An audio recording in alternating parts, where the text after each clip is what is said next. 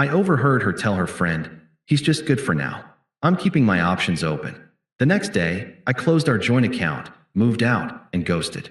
She's now on her third option, and all of them cheated on her. Hey viewers, before we move on to the video, please make sure to subscribe to the channel and hit the like button if you want to see more stories like this. Thanks.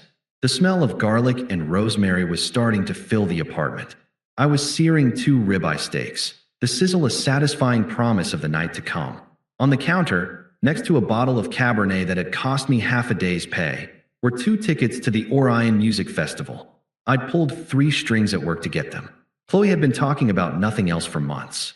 This was our Tuesday night ritual. I cooked. She decompressed from her day. It was my favorite part of the week. I loved the quiet intimacy of it, the way our apartment felt like a fortress against the world. For 3 years, this had been my definition of home. I wiped my hands on a towel, checking the time. She'd be home any minute. The jacket I wanted to wear, the dark blue one she said brought out my eyes, was in the walk-in closet off the bedroom. I pushed the door open, the hinge giving its familiar, faint whine.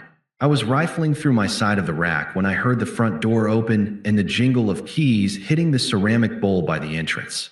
A wave of her perfume, jasmine and sandalwood, drifted in before she did. "Babe, I'm home. Oh my God, it smells amazing in here." I smiled, my hand closing on the sleeve of the jacket.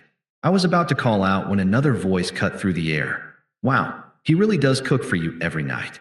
That's domestic." Maya, Qley's best friend. My smile faltered. Tuesday nights were our nights. But Qley was a social creature, and I'd long ago accepted that her friends were a package deal. I decided to stay put for a second, not wanting to launch into the small talk just yet. I'd let them chat for a minute, then emerge. I heard the thud of purses and the creak of the sofa. I know. He's great," Qley said, her voice a mix of affection and something else I couldn't quite place. "He's stable, he's nice, he cooks, he's just good for now." The air left my lungs.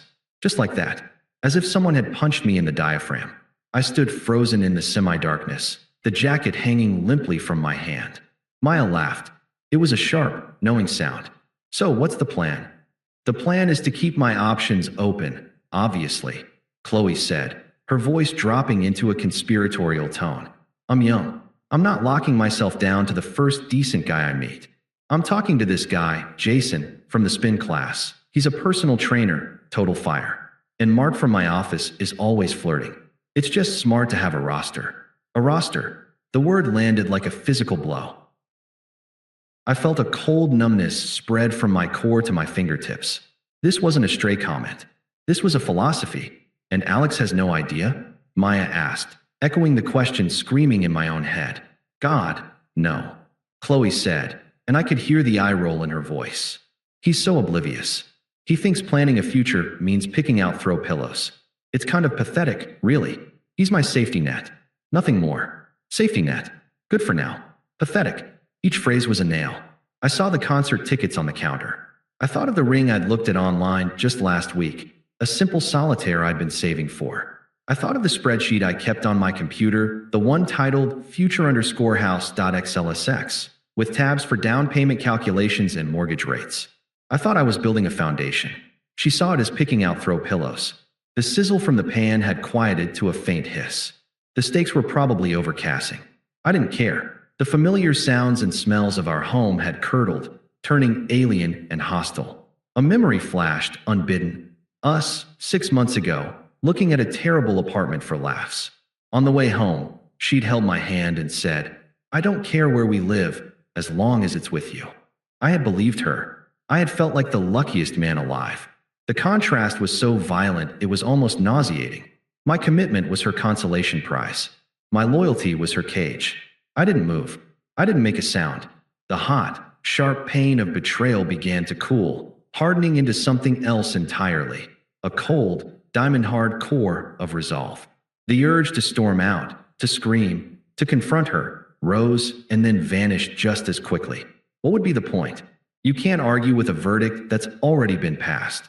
With a slow, deliberate motion that felt both alien and utterly right, I hung the blue jacket back on the rod. I didn't need it anymore. I pulled out my phone. The screen glowed in the closet's darkness. I opened the restaurant reservation app, found the booking for the Pearl this Saturday for our anniversary, and with a single, decisive tap, I canceled it. Then, I quietly pushed the closet door open just enough to slip out. I didn't look toward the living room. I walked straight into the kitchen, past the overcooked steaks and the expensive wine, and turned off the stove. The conversation in the living room had moved on to Maya's dating drama. They were laughing. They hadn't heard a thing. I stood there for a moment, my back to them, my hands flat on the cool granite countertop. My face in the dark reflection of the microwave door was a mask of perfect calm. Inside, the fortress was already empty. I was just waiting for the dust to settle before I walked out of the ruins. The numbness held through the night. I slept on the couch, though sleep wasn't the right word. It was a state of suspended animation, my mind a blank, white screen. When the gray light of dawn filtered through the blinds, I was already moving. There was no agonizing, no second-guessing. The decision had been made the moment I heard the truth. Now, it was just execution. I called my boss at 7 a.m. "Mike, it's Alex. I won't be in today. A personal matter." My voice was flat, professional. He asked if everything was okay. "It will be," I said and hung up. Qley left for work at 8:15, humming, oblivious. She kissed the air near my cheek. "See you tonight, baby. Love you." The words, once a balm, were now just empty noise. I didn't respond. I just watched the door close behind her. Then, I got to work. I started in the bedroom, but it wasn't packing, not really. It was an extraction. I took only what was mine before her. My books, my specific clothing, the watch my father gave me. I left the throw pillows, the garish abstract painting we'd bought together at a street fair, the matching sets of towels. I left the concert tickets on her pillow. Let one of her options take her. I hired a guy with a van from an app.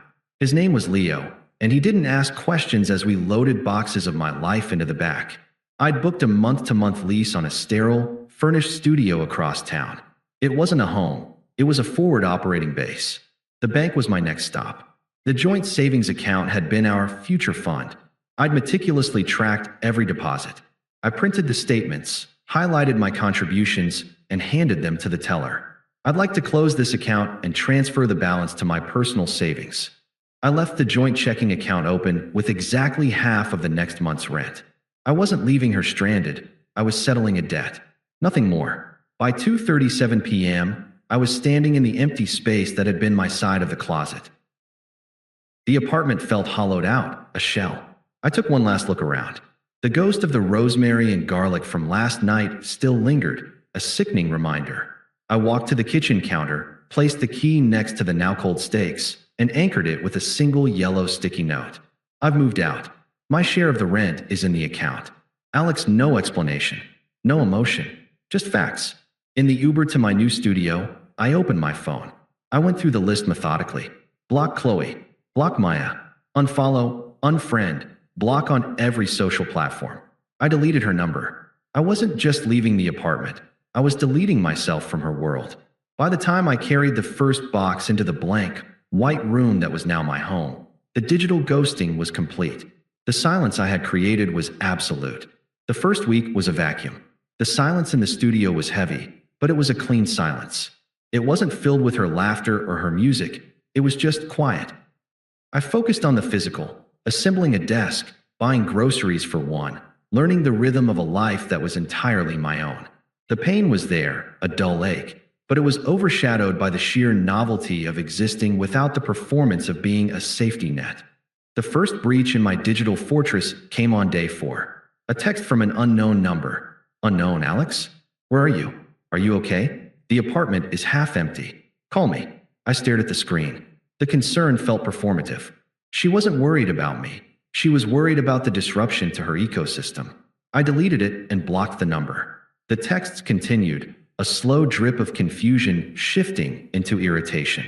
They were like messages in a bottle, tossed into a sea I no longer sailed. "Unknown, 2, this isn't funny. My mom is worried. Please answer." "Unknown, 3, okay. I get it. You're mad. We need to talk about this." I didn't. There was nothing to talk about. She had stated her position with perfect clarity. I had simply accepted it. Then, 2 weeks in, the first karma bomb detonated. My phone vibrated with a voicemail. I almost deleted it, but some detached, clinical part of me wanted to document the unraveling. I pressed play. Her voice was thick, panicked. Alex, it's me. Look, Jason, the guy from the gym, he was a mistake. A huge mistake. I found out he's been seeing, like, 3 other women. He cheated on me. Can you believe that? The lies he told me. I need to talk to you. You were right about everything. I'm so sorry. I felt nothing. No schadenfreude. No sympathy. It was just data. The first option on her roster was defective. A predictable outcome.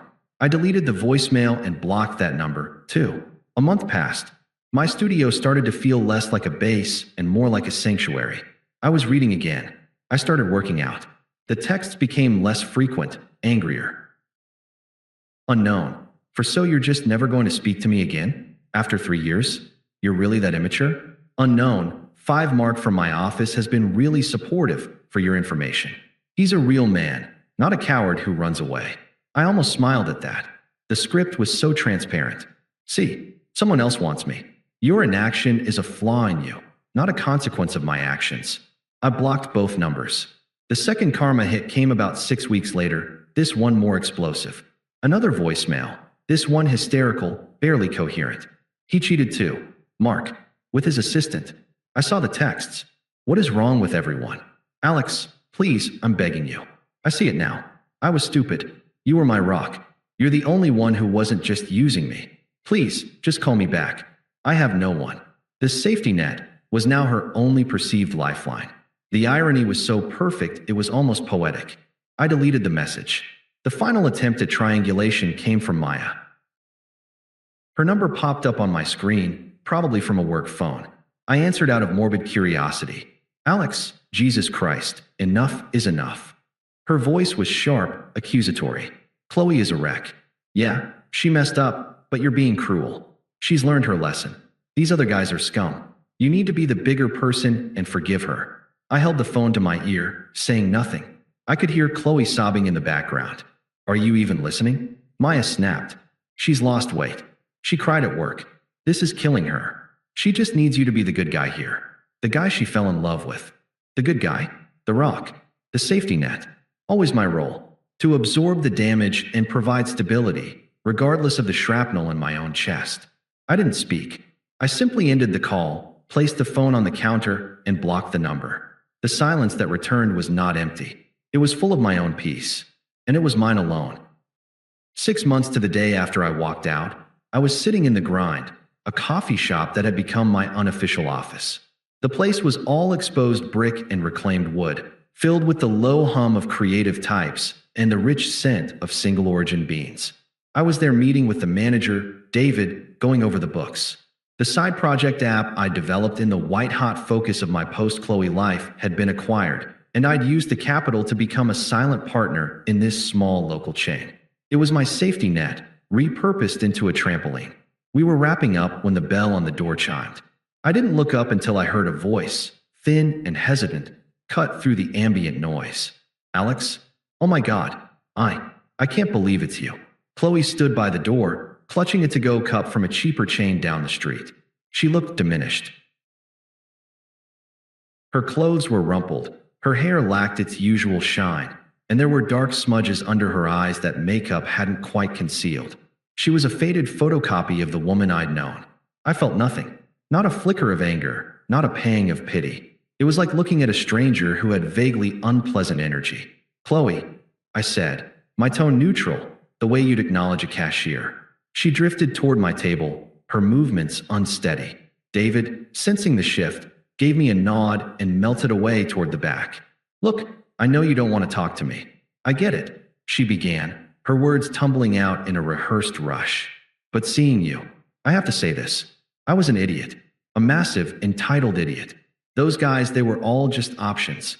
She spat the word like it was poison. And every single one of them cheated on me. It was like karma. I lost my job because I was so distracted and kept showing up a mess. I'm a mess. She paused, waiting for me to take the bait. To say, I'm sorry to hear that, or that's awful. To offer the sympathy that had always been her due. I simply watched her, my hands resting calmly on the table. My silence was a wall. Her voice broke, the tears starting for real now. You were the only real thing I had. You were my safety net, my home, and I threw it all away because I thought I could do better. I can't. I need my safety net back." I let the words hang in the air between us, let her hear how pathetic they sounded. Then I took a slow, deliberate sip of my coffee. The porcelain cup clicked softly as I set it back in its saucer. "I know," I said, my voice even and clear. She blinked, confused. "You know? I know I was just good for now." I met her gaze, my eyes steady. "I know you were keeping your options open. I know you thought it was kind of pathetic that I was committed to you." The color drained from her face. It was a beautiful, horrifying thing to watch. The realization that I had heard every single word, that her casual cruelty had been witnessed, that her entire narrative of my cowardly disappearance was a lie. The foundation of her victimhood crumbled to dust right there in the coffee shop. "So, you see," I continued, gesturing subtly around the thriving business, "your options played out exactly as one would expect. Unstable people make for unstable relationships. And as for your safety net," I paused, letting my gaze sweep the room once more before returning to her. "I repurposed it. It's now the foundation for a life I actually want. A life where I'm not just a temporary placeholder." The tears turned hot and sharp, fueled by humiliation now. "So that's it," she hissed, her voice trembling with a fresh, angry energy. "You're just going to throw away everything we had because of one stupid conversation?" I stood up, smoothing my jacket. The movement was final. I looked down at her, not with hatred, but with a profound, unshakable indifference. It was the most powerful rejection possible. "I didn't throw it away, Qley. You did. The moment you decided I was just good for now." I picked up my tablet, the symbol of my new, self-directed life. "I simply accepted your assessment and moved on. I suggest you do the same." I didn't wait for a response. I turned and walked toward the door, feeling the warmth of the sun on my face through the glass. I didn't look back. I knew what I would see. A woman standing alone in the success and stability she had so carelessly discarded, finally understanding that the one option that had truly valued her was now permanently and peacefully closed. The balcony of my new apartment faced west, catching the last of the evening sun. It was a real place, with a view of the city skyline that I'd bought for myself. No joint accounts, no spreadsheets for a shared future. Just me, a comfortable chair, and the quiet hum of a life I had built on my own terms. I was planning a trip, not a romantic getaway, but a solo hiking trek through a national park I'd always wanted to see. The guidebook was open on my lap. This was the upgrade. Not a new woman, but a new world. The peace was the prize. My phone buzzed on the glass table beside me. A text from an unknown number. I didn't need to guess who it was. "Unknown, I saw your LinkedIn. So you're a big shot now? A partner. You think that makes you better than me? You're still the same cold, emotionally stunted coward who abandoned me when I needed you most. I hope you're happy alone, you selfish bastard. You used me for years and then threw me away like trash." The words were meant to be barbs, to hook into my guilt and reel me back into her drama. But they had no purchase. They were just words on a screen, the final, sputtering flare of a dying star. I didn't read it twice. I didn't feel anger or satisfaction. I felt a mild, distant annoyance at the interruption of my peace. I tapped the screen, selected the message, and hit delete. Then I navigated to my settings and blocked the number for what I knew would be the final time. I set the phone down and looked out at the city, the lights beginning to twinkle in the deep blue twilight. The silence of the evening settled around me, deep and comforting. And for the first time in years, the silence wasn't empty. It was full of everything I needed. Thanks for watching. Make sure to subscribe to the channel and hit the like button. What do you think about this story? Share it in the comments.